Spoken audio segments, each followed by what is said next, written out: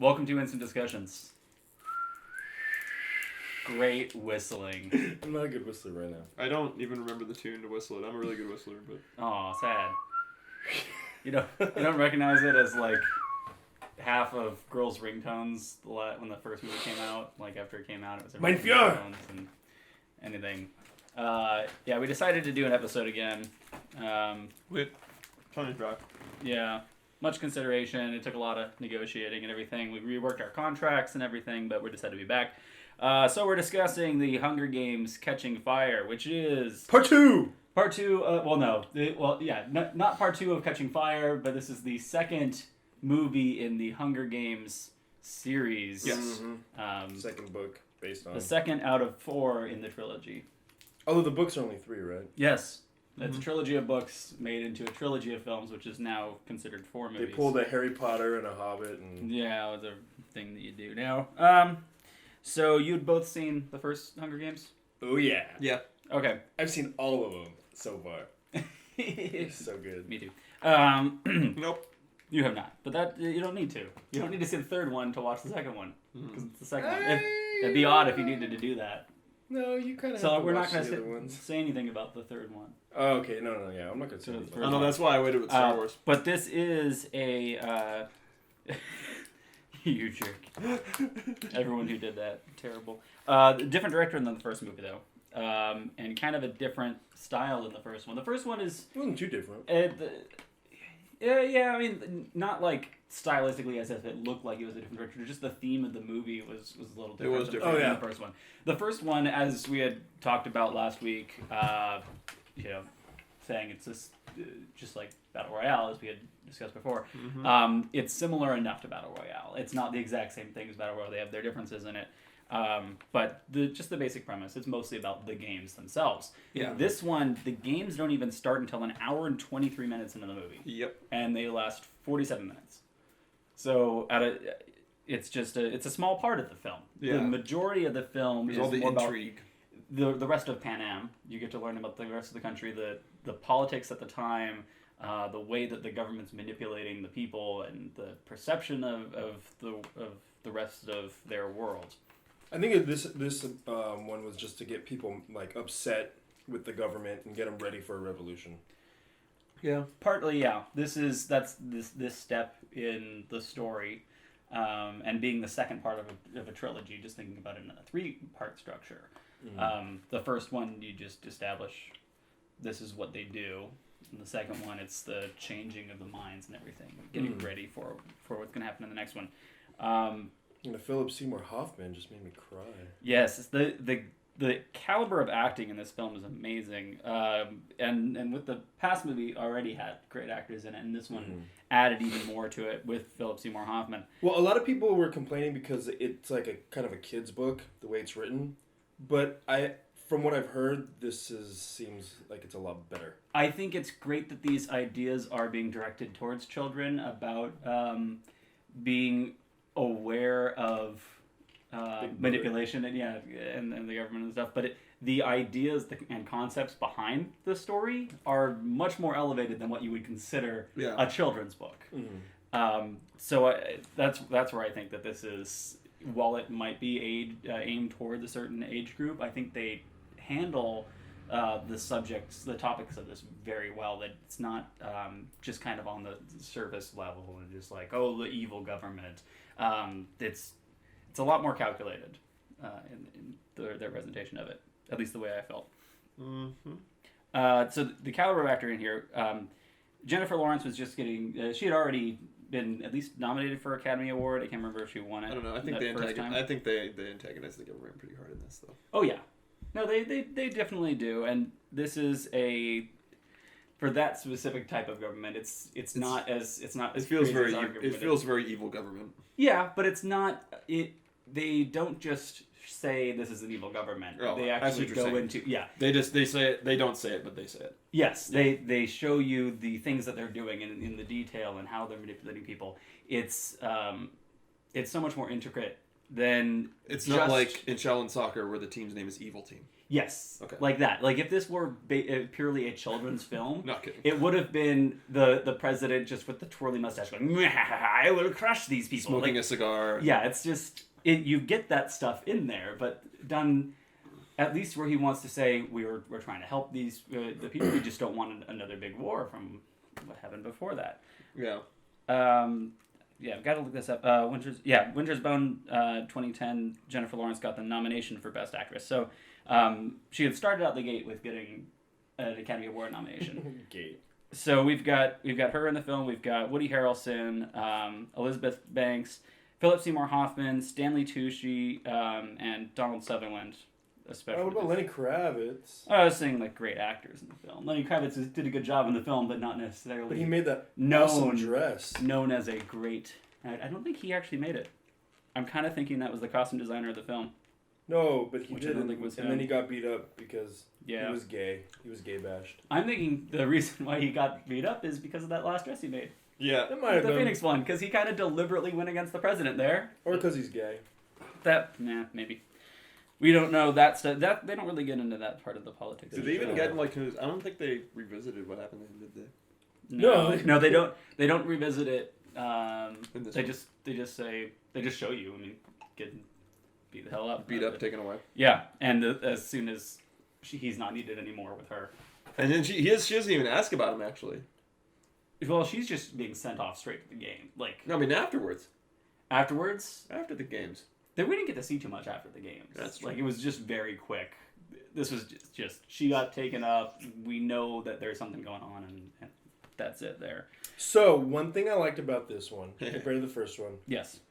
is they had the best of the best fighting. Yes. So, instead of, seeing, they're going to die for sure. Just it was a bunch like, of kids. That all these tossed guys are into it. badass. Yeah. That one chick, what's her name? They've all been butt through naked. it before, so they've all killed people before. Yeah. Um, That girl's hot, too. The one who except gets for the naked. people who the camouflage people didn't necessarily kill people They before. just They waited waited until it out. everyone already died. But so they The black dude with the glasses I really liked. But you're referring Just to the super smart Jenna dude. Malone's character who gets naked in there. Oh, yes. Her. Yes. No, she's cool, and I also like the line that she has later in the film, talking when she's yelling at the sky and But she goes, Hunger saying how she doesn't Games! have anyone that she cares about for them to destroy. So she's kind of just like, yeah. Makes her even hotter. Karn. I like the beginning of it. You got the PTSD flashback. Oh, yeah, she's going through. So you already see the beginning of this film starts with that idea of what happens to the survivors and the survivors' guilt that they're dealing with. So not just in the first movie, it's more thinking of put a bunch of kids against each other and the ideas with that. But this one is dealing with the reality of that. What's that actually like to come out on the other side of it? I also like because in the first one I felt so bad for PETA. Like, he wanted her so bad. And at the beginning of this one, too, but there was a point when it started to change over and she really started to care for him. Yeah, she starts caring for him over time, and not necessarily that it's her romantic love. But at least it could be going in that direction. it could go in that direction. I She thought that still was has her kind heart of out for the other interesting, guy. too. Yeah, because she's like going kissing him and then coming back Yeah. and kissing him. And it's not like kissing him in public. No, kissing PETA in like private area. And I was like, But I think that it's more that she cares about him. no, It's yeah, just- I understood that. so That's I don't yeah. know. It's just. It is. And it's difficult when you're dealing with that stuff. But Does this have a setting? they have been through I a don't lot. even know. What kind of what do you mean setting? Like, where is is it a fictional Pan Am. place? It's Pan Am, dude. That's the fictional world. Yeah, it's a that they're fictional in. area. Yeah. It was, but I mean, it's not like based in a culture. It's near Eastern Europe. Pan Okay. Am? Okay. I don't know. You don't know that? I don't know. I just know that it's Pan Am and it's these 12 districts. Then I guess maybe that except can. At the end of the film, they reveal that they're going to District 13. What? There's only 12 districts. It's ridiculous. Well, 12 districts and the capital. Bam, bam, bam, bam, bam. Yes, we'll find out what that means later. So also in the acting, the scene I think possibly my favorite scene in the film, just to see the caliber of acting, is Donald Sutherland and Philip Seymour Hoffman as they're plotting, just the two of them in the room, and they're planning what it is. I just that to me was just they've got these two actors in there. You just want to see them go off against each other and not just have them filling in a role. Like in one thing I really hated about the Transformers movies, aside from the Transformers movies, was that they put some great actors in there, and they just kind of have them in there so then you can put their name on the billboard and get other people to see it that aren't just into the Transformers that want to see these good actors. Like John Malkovich is in one of them, and like there's John Malkovich. There's some great actors in these movies, but they're just wasted in there. And this one, I think that scene especially, just to watch them act across each other, it's something that you want to see in this film. And I especially like that movie there. That scene in that. Plus, it's also the way that Philip Seymour Hoffman or Plutarch happens to be is he's dead. The way that since he's encouraging the floggings and the beatings and all of this stuff to build that. So even though at the end of the movie we learn that he's part of the revolution, he's so to embed himself in the Capitol, he's had to provoke the violence and well, I think that helping the cause. It's a way that it's like a two-edged sword. You're gonna be dominant, but you're also gonna piss more people off. His grand plan is springing her at the end, or however they're gonna do it, and then adding that on top of the fire of them beating the shit out of people. I think it was just all planned. And it is all planned, and it rallies the troops behind it. But then you have to look at the moral question of that. You got to break a few eggs, am I right? That's kind of what it is. So his character is definitely a flawed character, as he played in past roles. It's not just a leader of revolution. It's this guy who's doing what needs to be done. Yeah. For the ends justifying the means. That's what he's going with that for that, and that's something that I think would be interesting if she were to find out about that, about him being a part of that, because that scene is just a Oh, she would cry and get all pissed off for sure. She cries and gets pissed off for everything. She's got reason.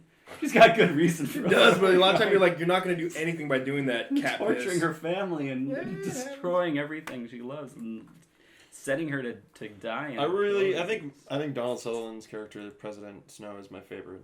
Oh, really? Yeah. I want to know so much more about that character. He's so great at being bad, and being bad in just the right way, because he wants to rule. Yeah. So that's his ultimate goal. And then he has that daughter too, who's just like, yes. Oh my god. Because the daughter's just like wearing her hair like Katniss, and just like all the girls are doing it. That's like for me, that's where the real conflict is in Donald Sutherland, President Snow. Yeah, I feel like his character is like a cooler Kim Jong-il. Like a cool version of him. Yeah, and he's doing it correctly. Doing it right, not fucking up. But who produced these movies? Kim Jong-il. Kim Jong-il. What's the production company? Color Force. If you say Lionsgate. If you keep saying that, the Color Force is going to start getting hacked. Yeah. Oh, no. They're going to get DDoS soon by North Korea. Yeah. Color Force. Go after Lionsgate. They're the bigger company. So telling you where to direct your one thing that this movie reminded me of, when they got to the actual games, was Cabin in the Woods. You see, it was reminding, I guess.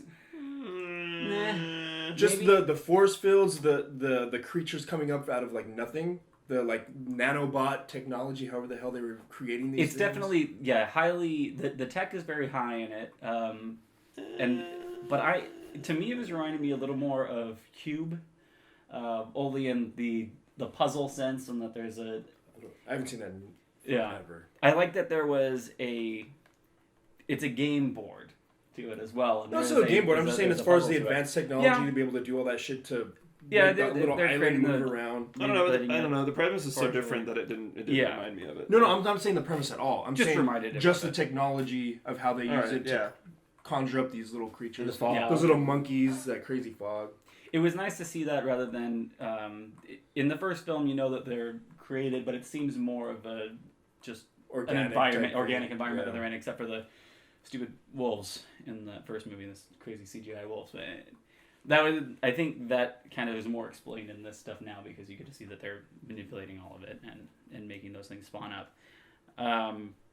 That's the other thing for setting, as you were talking about for the film. They don't establish what year it is relative to us or where it is relative to us, because this is its own thing. It's like with Star Wars, where it's a long time ago, galaxy far, far away. This is just separate. Time. Yeah, time doesn't matter. At some time. It's some time, some place, whatever. These are the players. That's it. Pan Am, Eastern Europe. Yeah, but it doesn't, like, in the films itself, they don't establish their relationship to the rest of the world, or if there is the rest of the world. We just know that setting. So whether or not what they do in the books, I don't know. I had another great moment that I liked in it. It's just when they reference the baby. Oh yeah, just what playing with the audience that hard and really getting them to cancel started to really like shine. Like one of my favorite parts was at the beginning, and when they go to whatever like District 3, and they're like, we're gonna give part of our winnings to the family. Yeah, that like was just cool. Straight up like the way he did. I was like, he's really starting to mature and become like a man. Yeah, because in the first film especially too, he's just kind of the guy. Yeah. Just the guy who's there and that they're setting up he's a partner with her, but then kind of developing the relationship, but not really there. Yeah. I think they did build up his character a lot in part. A lot in this episode. They did it pretty well with that. And I wrote down the line that I liked, and then that the capital spared no expense. I heard that and I went, Yeah. That's where they had to hold on to their butts. Mm-hmm. Because they spared no expense. Yeah. Any other favorite moments in the film? I think actually we covered everything. Like, Can I say one thing? I really liked the fuck you when he did the speech and gave donation to the District 30 or whatever. That was so cool. Oh, that was Favorite the character? thinking of. Speaking of fuck you, when Jenna Malone's character. That was awesome. When she's like, everybody wants to sleep with you, and she's like, not you. No, not just that. It was when she. I'm saying I like that part. All right, but when that was a good one. But when they were being interviewed, the thing, because in I was thinking about this earlier today, in thinking about Star Wars and how it's so easy to keep all the Star Wars movies rated PG because they're in a different world, so their language, they don't have the same swears that we do, so those aren't going to be used, and then they just minimize the blood in it, and PG easy. And so in this one, it's interesting because it's all set in a different world and all of that. And then, just in the middle of the interview when she's like, fuck the Capitol. But they bleep it because it's on television. Yeah. So, but it brings you more into our world because you're using that same language. It's not like some made-up sci-fi language. One thing that would have, I think, been a little nicer is if they did have a little more, like, I guess, like blood or large cuts, some type of lacerations. It was just kind of like... They keep it fast-paced and farther away. That can keep the rating down, which gives it a wider audience. No, I'm just saying personally, like, just I kind of like that realistic, like, if there's a huge, just gash. Yeah, realistic, but they put some of that in there. Like, they definitely have a heavy amount of blood when they rip the tracker out of her arm. They just... I think what was the fight before the wedding when she gets a little cut, like just little bits of blood in there. It's there and it's at least representative of what happens. They don't really shy away from it in the sense of making it less realistic in the reaction to getting injured. Blood. Yeah, no, blood's good, but I think getting it to a wider audience, one, gets them more money, and two, also gets their message out. It's just fun. So what about the end when you figure out like, okay, it was all a plan and they were all in it together, and you think about all the lives that were sacrificed just to Springer? Like, for me, I was like, oh god, that's awesome. And then you see him right there at the on the ship, and you're like, yeah. When I saw it in theaters, I was not expecting that ending. Yeah, neither was I. Blown away with it. Which is what I love about not reading these books, to get to enjoy it in that way. Plus I don't know why I wasn't surprised. It's not something that's completely unpredictable. So I anticipate that you could figure it out. And in watching it a second time, I mean, it wasn't something. I will say, it's not like I thought about it and go, "Oh, this is what's definitely going on." I just when it happened, I'm like, "Oh, yeah, that makes sense." Yeah. Well, there was some foreshadowing when you tried to figure out that it's a bigger plan. Yeah. Yeah, it was great watching it a second time. So once you get to the point where you actually see her like boyfriend dude, and I think the real boyfriend. Yeah. Yeah. And then Seymour Hoffman, I think was on there too. And you're like, oh shit, they're all together in cahoots. It's awesome. And watching her process it as well when she's got the. She's a great actress. I didn't realize she really is a good actress. She was really good, and I think more so than just watching this film to see how good. I mean, you can watch her or any of her earlier films, but just in the difference in character in that, and like X-Men First Class, the other big series that she got on at this time, and I don't know, any of the she's other just films really that she believable. there's a lot of versatility in there. So within this role, there's only so much depth that she gives herself in it. But yeah, I think she does handle it well and doesn't go too over dramatic in times. But when she grabs that needle at the end, she knows that something's up, so she wants to be able to defend herself. And she walks into that room and sees those three people together, and just she's questioning on some of them, but the processing in her mind of who to go after. Yeah. And because you'd think, okay, I'm going to go after the guy who developed these games because he's working with the Capitol. He's obviously bad. But she does the math on it and says, why are you here with them? Because I thought I could trust you out of all these people. And that I like that processing. Yeah, the end was really nice. I enjoyed it. Yeah, and sets you up for wanting to watch the next one. I can't wait till the fourth one. Yeah. I can't fucking wait. So we did bad parts. Bad parts. I already did my bad parts. I just want more blood. More More like an arm getting like when the monkeys come, just like tear off a fucking arm. Tear off a face. Yeah, tear off That's a what whole monkeys face. do, tear off faces. Just for me personally. I don't know, but bad parts in it. I wanted to see her totally nude. Is that a 5-star foreshadow? Not necessarily. It's just I can't think of anything really bad off the top of my head on it. I mean, I had pointed out that it takes so long to get into the games. You can get publicly executed there. I like the escalation there when it's just the one guy doing that. It's like execution. That's their response to the peaceful protest. Yeah. And Hashtag Ferguson. No, that's nothing that would ever happen in America. Yes. Would never happen in America. I can't breathe, bro. Not something that would happen in America. Happen in America. Not at all. Hashtag not all. I'm so glad nobody would watches this show. I mean, for me, I'm white. It's fine, but for you guys, I feel bad. Yeah, it's like those moments, but I can't think of anything that I dislike. Steffan has one apparently. No, of course, Steffan. I have a big thing that I didn't like about bet you this do. film. Please tell us. It's a I major like discussions. thing. That's what the whole thing's about. Cock. And I've just been like waiting till you guys got over all of your shit. All right, come on. The major thing I didn't like about it, I didn't feel like after it was over, I was like, why didn't I like this as much as I wanted? As much as it seems really cool. There's a lot of cool shit that happened. Did you like the first one or? Yeah. Okay. Yeah, I did. I like it better than this one. And I'm gonna watch the next one. Okay. So it's not something that deterred you completely. I just think that this was a lull in between good films, and the reason is because that there weren't like choices made. There weren't like heavy choices made. The film, like I felt like I was going through the film. I'm like, okay, yeah, this is okay. Obviously, she's gonna do that. Like this guy just fucking shot her, like is shooting people. And like I'm like, okay, that makes sense. Yeah, okay, this isn't a real choice you're making here. You're doing the obvious choices. I agree with you for her completely. She's not making any choices in this. Everything's being.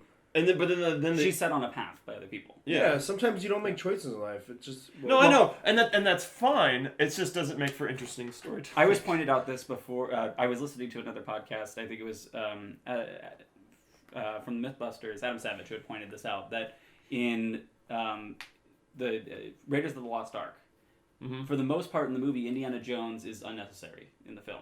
The events of the movie would still happen regardless of him. I need to rewatch that now. The Nazis were searching for the Ark. Yeah. The only thing that he does is he finds the Ark with the medallion because they didn't have both sides of the medallion. He was able to get that. So one thing is they could have dug up everything and eventually found the Ark. Right. And then gone through, and then they would have opened the Ark, and then they would have all died.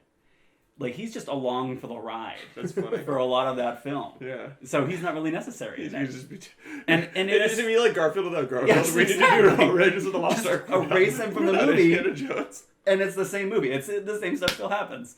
Except Marion's not in the same place at the end. But right. Yeah, she doesn't need to be there. That'd but be the Nazis still destroy themselves with the Ark. So you're saying Jar Jar Binks does more for Star Wars?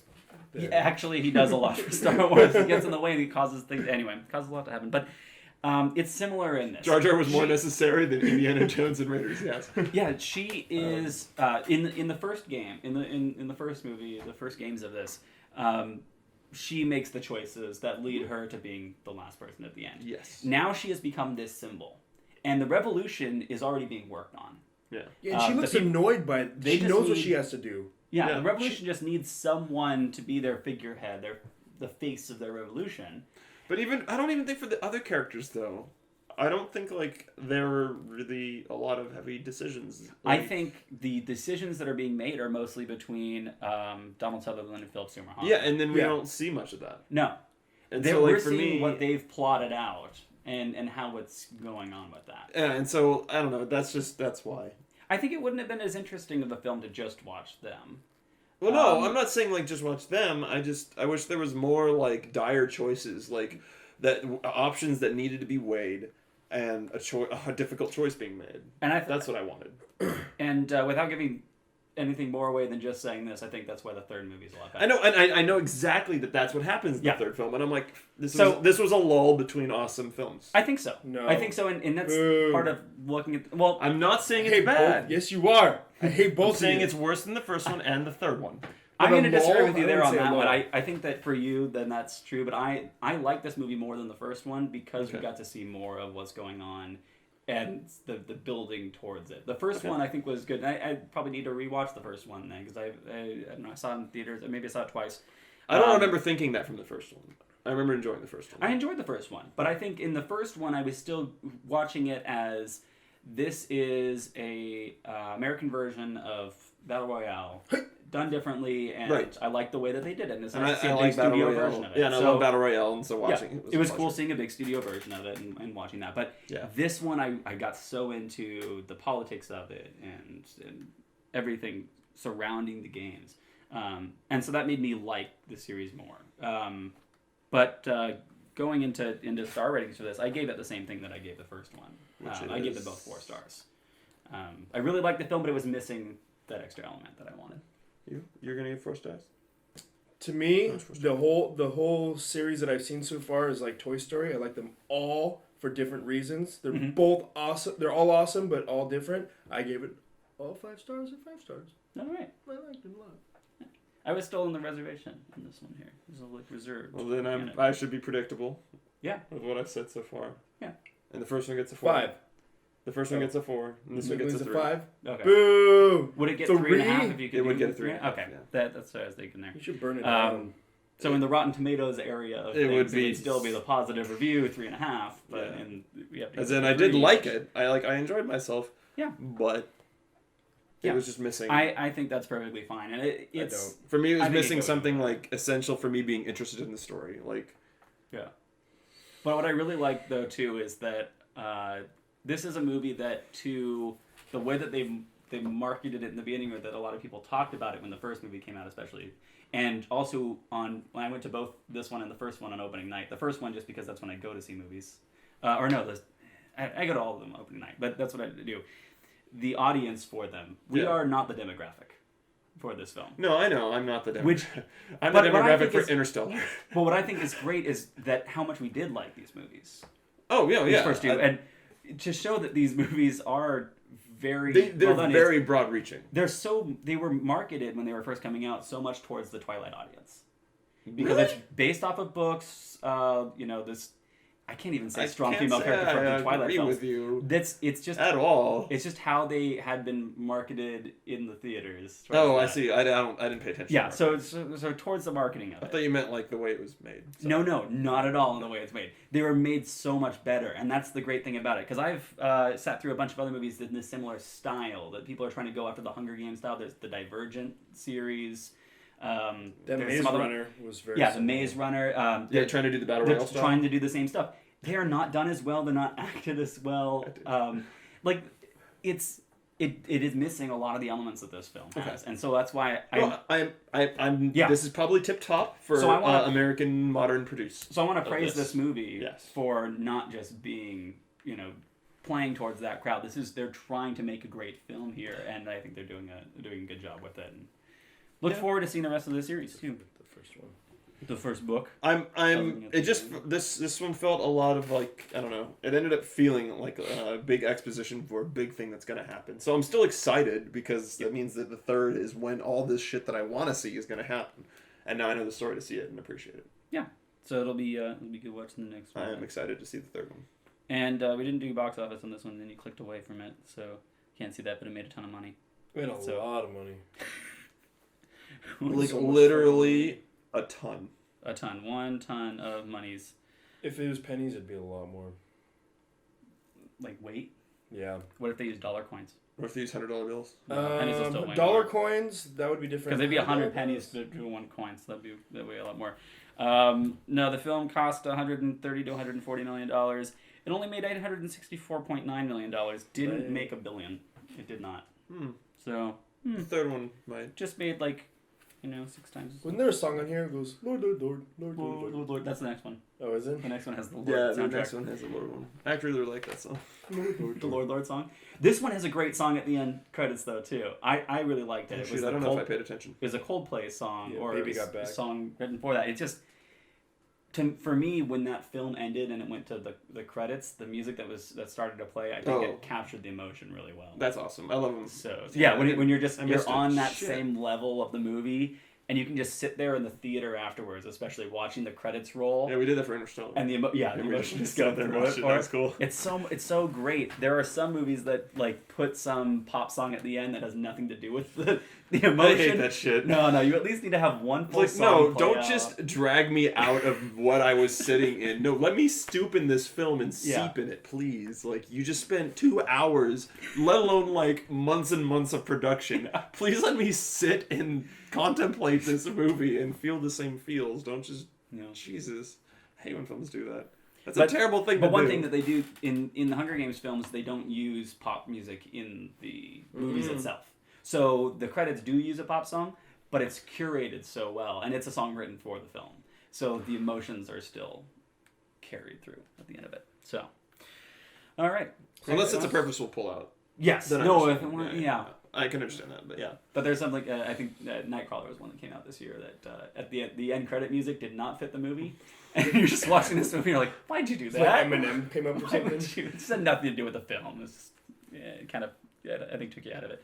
So next week. Next week, we are getting. Next week is the week of Santa time. Coming, brah. It's the sad season's over. We're referencing an old episode. Yeah, not too old. It's last season. It's not the newest one. No, but the season's over now, so. I guess. I don't know how time works. It was the part 1 of the season. Time's fun. Yeah, Speaking of time, next week we're going to be talking about an old-timey movie called Muppets Christmas Carol. It's going to be our special Christmas episode because we had fun with our Muppets one, or at least our Muppet counterparts did. We had a really fun. So we're going to go back into the Muppets. We're going to end up doing every Have you single. seen it? Muppets Christmas Carol? The Muppets Christmas Carol? Oh, no. You hadn't seen it? No. Right. You haven't seen it? You said it the last time. I thought I didn't. I'm not sure. I might have seen it when I was a small child. But all right. Well, thinking about it more, but I'm not really sure. I know. It's one I grew up on, so like I said, we had to do this one. I saw the other one. Had to do this one. All right. So the one I like is Scrooge McDuck. This was, of course, we picked our Christmas movie this time because she was hunting turkeys at the beginning of it, and it's Thanksgiving. It was kind of close to Thanksgiving, almost Thanksgiving-ish. Or Christmas turkey, because in the beginning of the movie when she's hunting turkeys, turkeys, gobble gobble. But anyway, they're all Christmas movies. Thank you for watching. Rate and review, all that good stuff.